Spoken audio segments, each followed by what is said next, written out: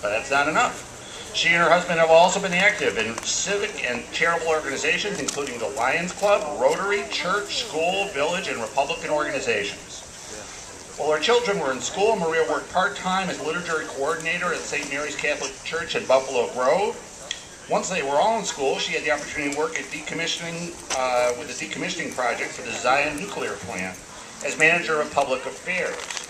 Currently, Maria is executive director for the Good of Illinois, a nonprofit organization that advocates for transparency in government.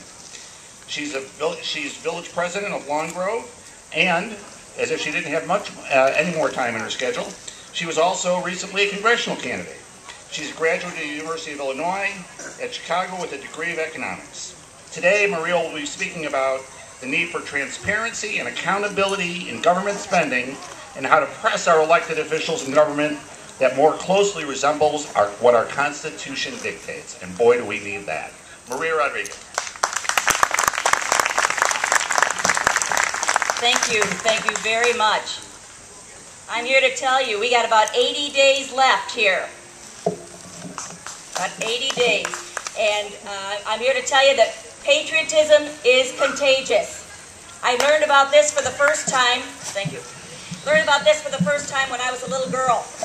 I was about 6 years old, and it was my birthday, and I asked my dad if we could fly the flag. He said, sure, and then after breakfast, we went outside and put the flag in its holder on the porch. Now, my birthday's in April. It's not typically a flag day, but within an hour, there were flags flying up and down the street. I am telling you, patriotism is contagious, and we have got 80 days to make sure every American catches it.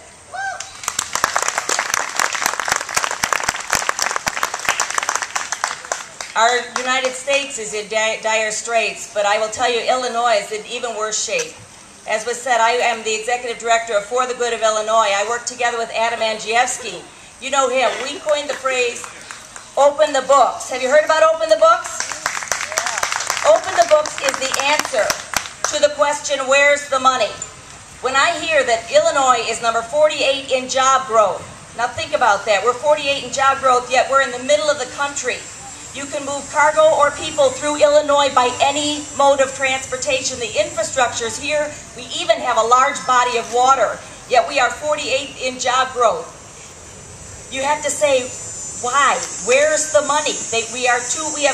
Business taxes are so high that businesses can't do business here. You say, where's the money? When you hear that our population in the last 10 years has decreased by 750,000 people, in that same 10-year period, our budget has increased 39%. You got to say, where's the money? Open the books.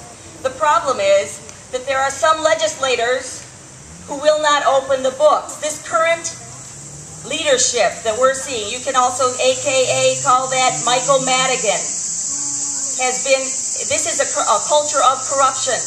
There is no transparency here. Adam co-authored the legislation for a forensic audit of state spending on March 24th. At the same time, or about a week or two before that, they introduced legislation for a forensic audit of Medicaid. The forensic audit of Medicaid was passed, approved unanimously. The forensic audit of state spending was voted on down party lines. The Republicans voted for it, the Democrats voted against it. Now, I don't know about you, but I say, if you are against the forensic audit of state spending, that's suspicious.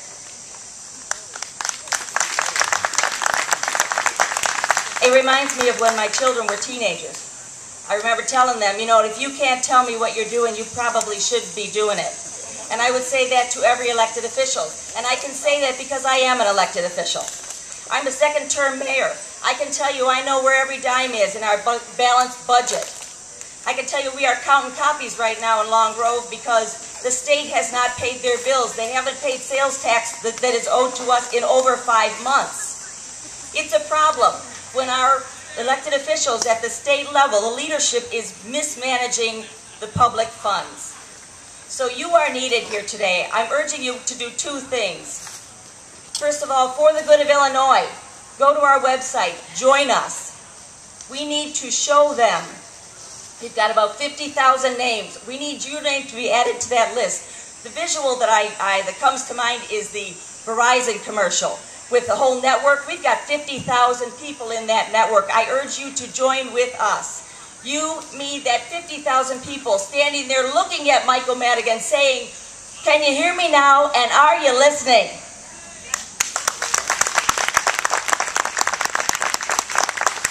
Please join us, go to the website, and put your name on the list.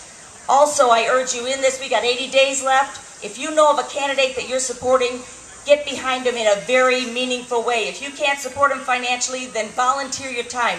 Walk door to door. It's vitally important. Advocate for the candidates that you believe in. In 80 days, we can make an enormous difference. And I will tell you, we can already see the rhetoric stepping up on the side of the Democrats. They're talking about the Tea Party. They're talking about the racy radicals, the wacky radicals that they're seeing at the Tea Party. You know, I look out among you, and what I see among you is not wacky radicals. I see a quiet determination. And you know as well as I do, they should never underestimate the quiet determination. I appreciate you the time to talk today. Thank you very much.